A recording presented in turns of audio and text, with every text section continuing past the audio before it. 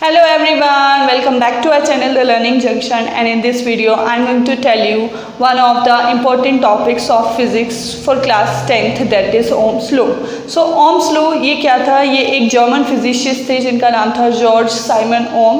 उन्होंने एक रिलेशनशिप दिया था करंट और पोटेंशियल डिफरेंस के बीच में।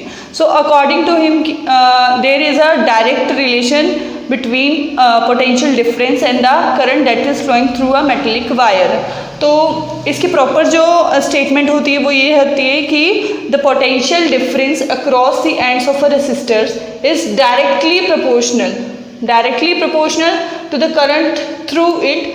बस इसमें एक कंडीशन होनी चाहिए, that the temperature remains same. ठीक है, तो जैसे आप एक मेटेलिक वायर लेते हो और उसमें अगर आप करंट को रन करवा के देखते हो, ठीक है, अगर आप उसका टेम्परेचर सेम रखते हो और फिर अगर आप रीडिंग लोगे तो आपको क्या दिखेगा कि जो पोटेंशियल डिफरेंस है वो आपका डायरेक्टली प्रोपोर्शनल रहेगा करंट के साथ। मतलब जैसे जैसे आप करंट का मैग्नीट्यूड बढ़ाएंगे वैसे वैसे उसका पोटेंशियल डिफरेंस भी बढ़ेगा।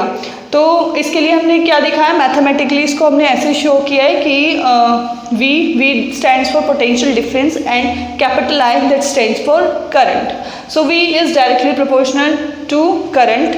तो जब हम इसको हटा देंगे तो इसकी जगह एक कांस्टेंट को इंट्रोड्यूस करेंगे। वो कांस्टेंट हमारा होता है रेसिस्टेंस। क्या होता है? रेसिस्टेंस। तो इससे हमें क्या मिल जाएगा कि if we divide potential difference with the current then we will get a constant that is resistance। अब ये resistance क्या है? resistance ये कांस्टेंट रहता है इस केस में, ठीक है। और इसकी जो SI यूनिट होती है वो होती है ओम, जिसको हम एक ग्रीक लेटर ओम से डिनोट करते हैं, ठीक है। सो इसको बोला जाता है ओम। और अगर हम इसको ग्राफिकली शो करेंगे तो ग्राफिकली क्या होगा, एक्स एक्सिस पे आप करंट का मैग्नीट्यूड लेंगे, ठीक है, और वाई एक्सिस पे आप पोटेंशियल डिफरेंस का लेंगे।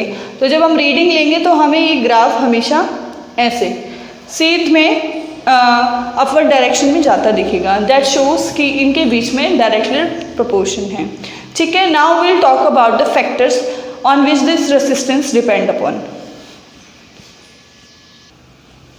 अभी हमने जैसे ओम्स लॉ में पढ़ा कि जो हमारी रेसिस्टेंस है, ठीक है, तो कंडक्टर का रेसिस्टेंस जितना ज़्यादा कम होगा वो उतना ही गुड कंडक्टर होगा, and vice versa for the insulator. तो इंसुलेटर के केस में क्या होता है, रेसिस्टेंस ज़्यादा होता है। अब हम बात करते हैं कि रेसिस्टेंस बेसिकली किन फैक्टर्स पे डिपेंड करता है। सो इसके 3 फैक्टर्स है जिस पे वो डिपेंड करता है। फर्स्ट ऑफ ऑल ये डायरेक्टली कंडक्टर की लेंथ पे डिपेंड करता है, जिससे कि हमें मैथमेटिकली क्या मिलेगा, that is resistance is directly proportional to the length of conductor. Next है it is inversely proportional on its area of cross section, ठीक है। तो ये जो रेसिस्टेंस होगा ये इन्वर्सली डिपेंड करेगा उसके एरिया पे। अगर मैं इसको मान लूँ इक्वेशन 1 और इसको ले लूँ इक्वेशन 2, तो इन दोनों इक्वेशन से मेरे पास एक रिलेशन बनता है दैट इज़ L/A। अब हम इस केस में क्या करेंगे, प्रोपोर्शनलिटी का साइन हटा के एक कांस्टेंट को इंट्रोड्यूस करते हैं और हमें ये मैथमेटिकल इक्वेशन मिल जाता है दैट शोज द फैक्टर्स, ठीक है। रेसिस्टिविटी निकालने के लिए हमारे पास एक मैथमेटिकल इक्वेशन बन जाता है। ये रेसिस्टेंस होता है जिसमें इसको रो बोलते हैं, ठीक है। ये क्या है, ये इलेक्ट्रिकल रेसिस्टिविटी बताता है। L इसमें लेंथ हो गई ऑफ द कंडक्टर और A उसका क्रॉस सेक्शन एरिया हो गया, राइट। अब जो ये रेसिस्टेंस और रेसिस्टिविटी है ये दोनों टेम्परेचर पे भी डिपेंड करती हैं। ऑल्सो कौन से मटेरियल है आपके कंडक्टर का उस पर डिपेंड करती है। अब ये एप्लीकेशन अगर आप बात करोगे तो इसकी एप्लीकेशन आपको कहाँ दिखती है, जो भी आपके घर में इलेक्ट्रिकल वायर्स हैं, ठीक है, या फिर बल्ब है, आप उनमें देखते हो एक फिलामेंट होता है। वो फिलामेंट क्या होता है, वो ऐसा चूज़ करते हैं कि उसका रेसिस्टेंस हाई टेम्परेचर पे हो, राइट। तो इसके लिए हम बेसिकली टंगस्टन का यूज़ करते हैं। यहाँ पे इसकी एप्लीकेशन आती है, ठीक है।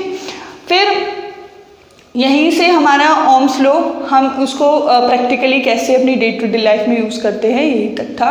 इन next video I will tell you resistance in parallel and in series, ठीक है, और उसी से रिलेटेड हम करेंगे कुछ numericals. Keep learning and thanks for joining in, thanks for watching.